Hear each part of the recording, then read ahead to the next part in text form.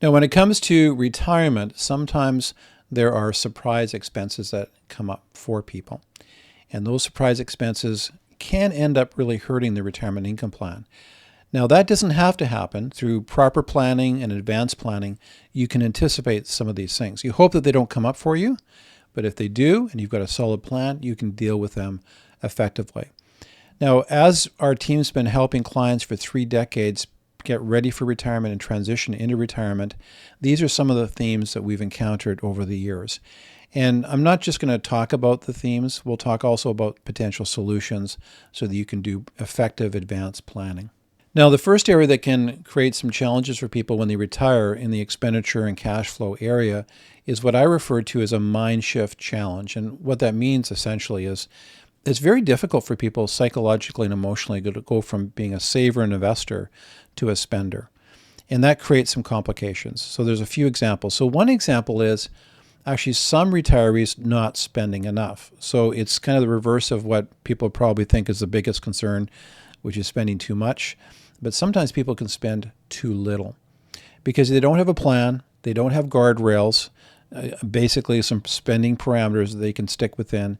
And because they don't have that plan, they're ultra cautious and they're not taking advantage of the go-go years and really living the retirement that they want to live. So that's one area. But the other area, which is completely different, is that you'll have people who, because of boredom, a lack of stimulation, social connection, actually use those first years through spending, activities, travel, that kind of thing, to kind of fill in those gaps and to solve the issue. And what that can create sometimes is excessive spending that really is not sustainable and can actually have a really big negative ripple effect in the retirement income plan. So the real way of dealing with those issues is to have a plan, have guardrails in that spending plan so that you're both looking after your long-term income security, but you know that you've got some wiggle room in terms of extra expenses during your go-go years. So let's look at an example. This is Bob and Beth, and they're actually very different personalities. You've got Bob who wants to spend money, and you've got Beth who's very cautious. Now, they have developed a basic budget. Their budget's $5,000 a month or $60,000 a year after tax expenses. And we know that they can afford to index that constantly at a 3% rate, and they're using a balanced portfolio. And so when we took a look at their long-term forecast, you can see that the purple here is their expenses. They're fully funding their retirement, and actually they're adding some money in these brown boxes back to their portfolio over the years. And so as a consequence, their net worth position in retirement begins to actually go up once their government pensions are fully paid out. Okay, so that's very instructive. So I think that, when we talked to Bob and Beth, we said, well, there's probably a combination effort here. You definitely have the ability to spend more. As an example, under the recommendations tab of SNAP, they could theoretically spend another $10,693 per year, index at 3% out to life expectancy, and not run out of money until age 90 as an example. So they do have a guardrail that could take a look at. And so what I said to Bob is, I think there's some ability to spend a little bit more. I know you want to go down south once in a while, go on some golf trips, do that kind of thing. And Beth just wants to make sure that you're being judicious and careful in your planning. So what we did is we put together a revised budget in their plan. Well, after a few conversations, they arrived at an additional needs in the retirement income plan of $15,000 per year after tax. This is indexed at 3%. And they took that additional spend for traveling and other things all the way through to their age 75. So that $15,000 was at $23,370 by their age 70. And that was a trade-off. Beth was comfortable that the $60,000 per year was what they needed as basic expenses. They wanted to take a look at the extra 15 and stay within that guardrail. So from a visual standpoint, this of course is what it looks like. So the purple is their long-term expense need, fully funded. The dark blue is the extra spend in the first 15 years of retirement. And of course, when you look at the net worth position, the net worth is not quite as strong long-term, but you can see they're putting pressure on their portfolio the first 15 years, and then it stabilizes, and then it incrementally grows over time.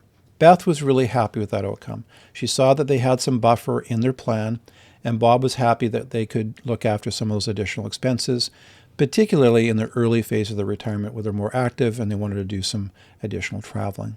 The next expenditure challenge area is one that surprised a lot of people, but I'll call it family expenditure surprises. So that's financial support for family members. So it's not uncommon for adult children to approach their parents who are retired for financial support, or support for grandchildren for tuition or gifts or helping during times of emergency.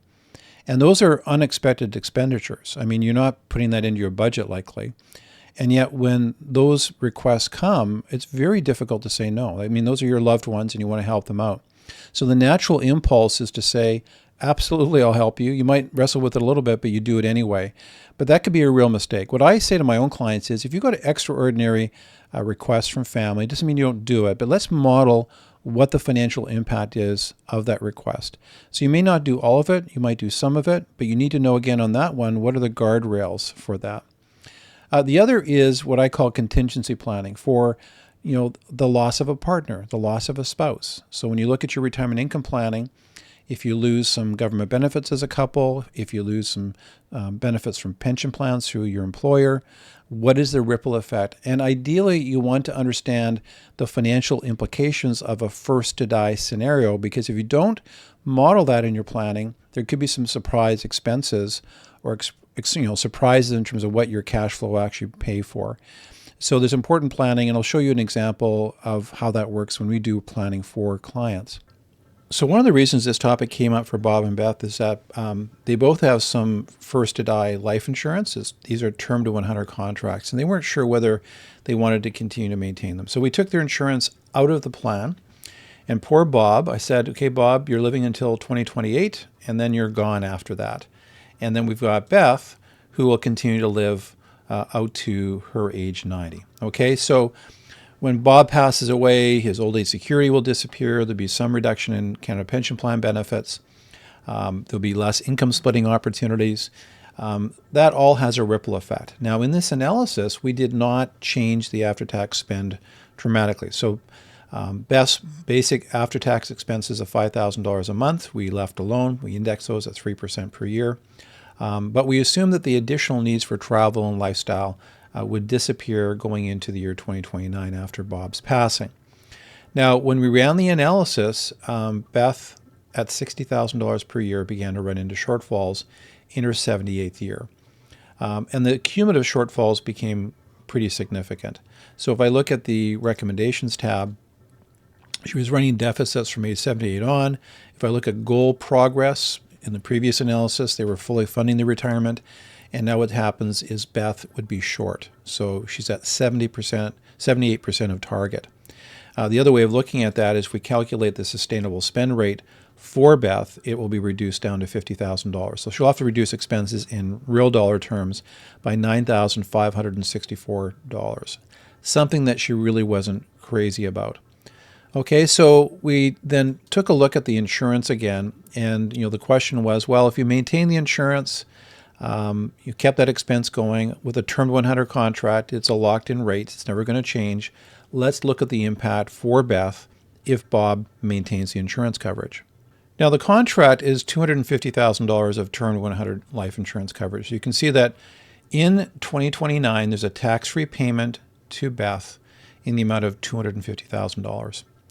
And it has a big impact. We did not reduce the after-tax spend of $60,000 per year.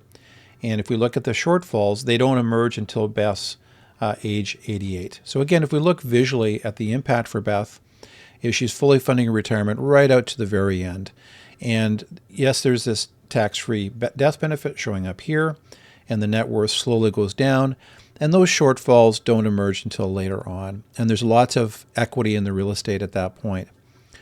So we kind of answered the question for them. They both came to the conclusion that keeping that life insurance actually made sense for them. So for everyone in this situation, it's important to take a look at your insurance coverages. There's a combination of strategies, right? You can reduce expenses for the survivor. You can change some of the operating assumptions. You could look at your existing life insurance, and if you have permanent coverage, you may want to keep that in place, but first do the analysis. But do not cancel life insurance until you've done this analysis. And for some people, actually acquiring some term to 100 or permanent insurance may make sense, because this coverage not only helps to pay for income for survivors, but it might be extra liquidity to the estate to deal with taxes, charitable giving, or other things down the road. Now, the next area is the broad category of inflation and cost of living increases.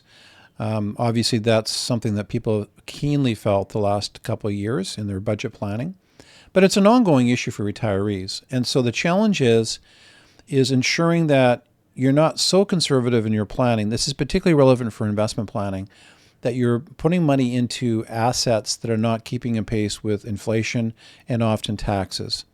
Now, that surprise expense may not be something that costs you in the short term, but over the long term, there's this slow, steady erosion of purchasing power. And that ends up becoming a slow drip of surprise for retirees.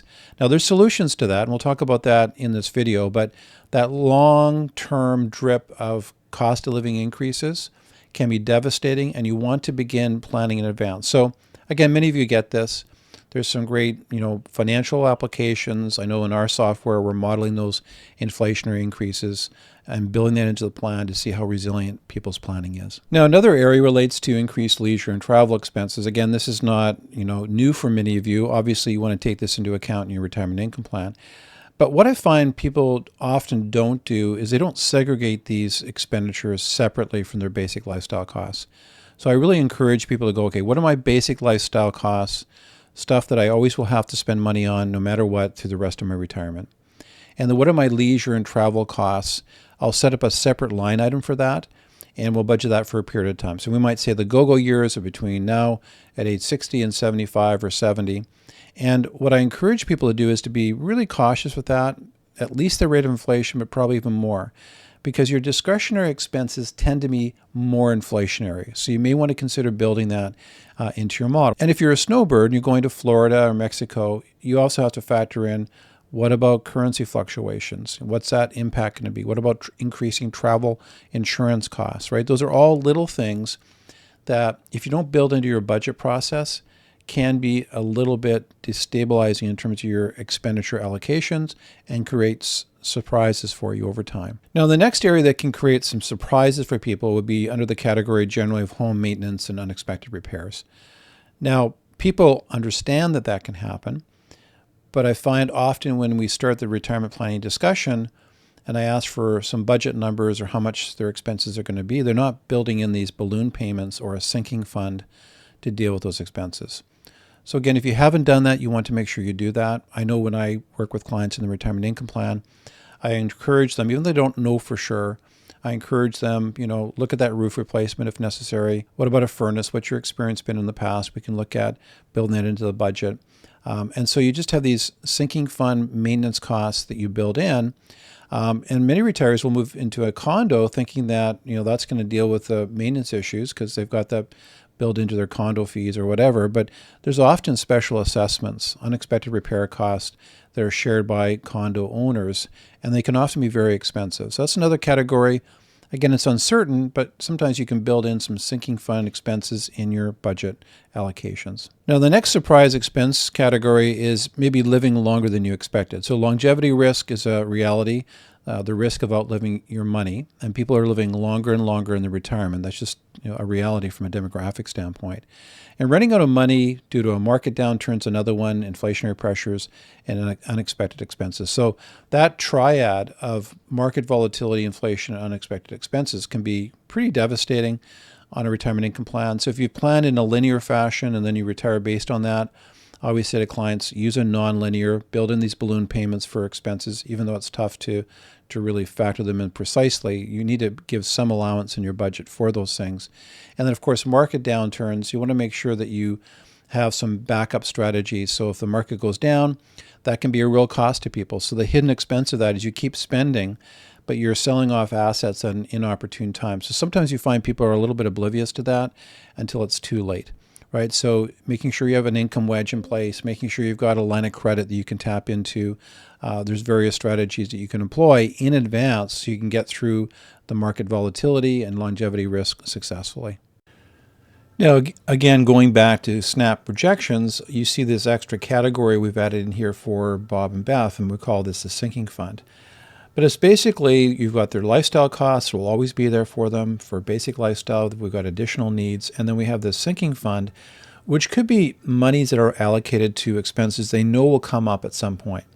So it could be upgrading a vehicle every 7 years, as an example. So you put in that number and you have to fund it. So it's going to come out of financial assets or a line of credit, however you're going to fund it. You can put in other expenses. Maybe you have to replace a septic field. Maybe you have to do some renovations or a new roof on your house.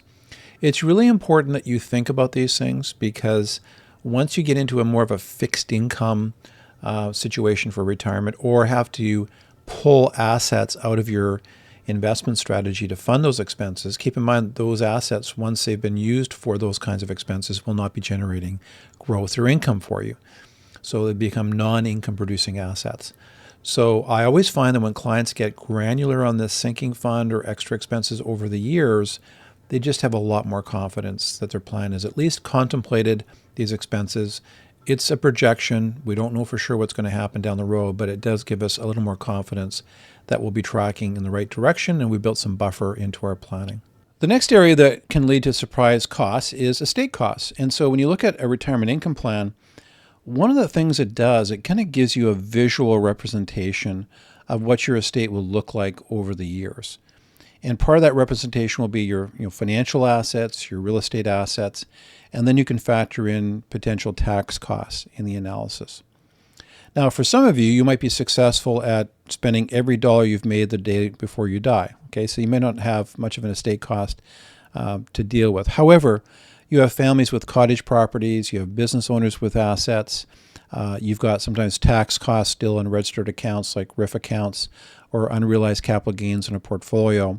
And you have some clients that maybe aren't spending all their capital, and so they have these unrealized capital gains or other tax costs. So one of the unanticipated costs is having to pay more tax than necessary. So when you do a retirement income plan, you might have some intentional gifting that you would do. So you have less tax costs, less probate costs potentially. That's one area. Maybe you build in some liquidity to transfer that cottage property or farm property or business to the next generation. What can you do today to freeze the value of your estate through estate freezes, or having life insurance that provides tax-free liquidity into your estate at that time? And charitable giving strategies can be used quite successfully in your final year of death tax filing, where you can have unlimited donation availability that can wipe out a lot of the tax costs at that time. Those are all surprise expenses that you may not have thought about before retirement, but they could be allocations that are well worth it if it could save your estate money and transition assets to your family more successfully. The next area, which will be health and medical costs, again, this is not a surprise cost. Most people sort of know that likely those costs are going to go up over time as they get older. And even though we have, publicly funded health care, there's going to be lots of out-of-pocket costs, whether it's prescription drugs or dental or vision, hearing aids as an example. And then home care costs can add up. And so as you get older, if you need assisted living, it's not uncommon to see people paying $5,000, $6,000, $7,000 a month for those costs. So often when we do a retirement income model, we always leave the home equity or real estate alone to deal with those contingencies. I am now more and more seeing people saying, listen, regardless of that, I don't want to sell the asset necessarily, but I do want to build in those additional costs. So if I've got $7,000 or $8,000 a month in the last 6-7 years of my retirement, I want to build that into the model. So at the back end, it's almost like this sort of barbell effect, where they're spending more at the front end for lifestyle costs and the go-go years, and then spending some more at the back end for those additional healthcare costs. You want to factor that into the model. It may mean that you're eating into real estate assets. It may be the reality that you'll sell your principal residence at some point before that date. That tends to be the reality. But you want to build that into the model so you can see what the ripple effect is in terms of your overall estate planning.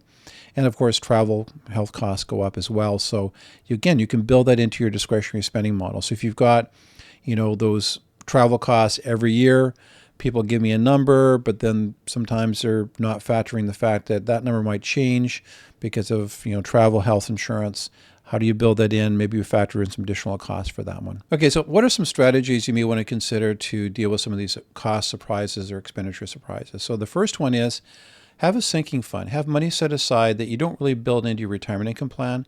It might be 1 to 2 years worth of expense allocations, and have that set aside just in case. Like I said, make sure you've got the largest line of credit that you can get through your financial institution. It's not typically going to cost you anything unless you use it. So again, that's another backup to deal with these contingencies. Make sure that you diversify your income streams. So it's pensions, it's investment income, it's other passive income. Sometimes it's rental property or other assets that generate consistent income. Inflation protection also can be garnered through, like, again, real estate assets, but even financial assets like blue chip stocks that pay dividends are actually a great long-term hedge in terms of inflationary pressure. Another way of reducing expenses and making your money go further is tax-efficient withdrawal strategies. That's something we do all the time in retirement income planning is what's the ideal drawdown strategy to give you the income the most tax-effective way possible. The next strategy is make sure there's clear communication with family. So you have your estate plan that can save taxes, probate fees, transition assets more cost effectively. You have a plan for helping the family. There's clear communication about what you can do and what you won't do. Advanced discussions in that area, I think, are really, really helpful. Hard to do, but very, very helpful if you do them. And like I said, contingency planning, understanding the implications from a cash flow and budgeting standpoint in a first-to-die scenario through retirement. So if you have a partner and then they die and some of their income dies with them, how will that impact your planning? And how will you need to tighten your belt, if any? Well, you need to understand that before you retire. And if you understand it, then you can put some strategies in place before retirement. And so what are the most important areas to take advantage of? I'm biased because this is what we do for families, is to do some iterations through retirement planning modeling to model these different contingencies so that before you retire, you understand the ripple effect of each of these areas in your own planning. So retirement, as I've talked about, one of the biggest transitions we go through, and most of it's awesome. But over time, there can be these surprise expenses that you have to deal with. And there's no reason that they have to be a surprise for you now that you know some of the major ones. So you begin putting plans in action. Again, we're biased. We think one of the best ways of dealing with that is have a retirement income plan. That's going to model the different scenarios that could come up for you. And then you can see how resilient your plan is. And then you can make adjustments to your plan so that you can stress test it if any of these events happen in your own planning. If you want more information about our retirement income planning services, there's a link back to our website where you can find out more about the services, and you can book a complimentary 30-minute call to find out more about those services and whether they apply to your situation. Anyway, make sure you subscribe if you don't want to miss future content as well. There's links to other helpful free resources at our website, so make sure you take a look at those as well. You take care. All the best in retirement income planning.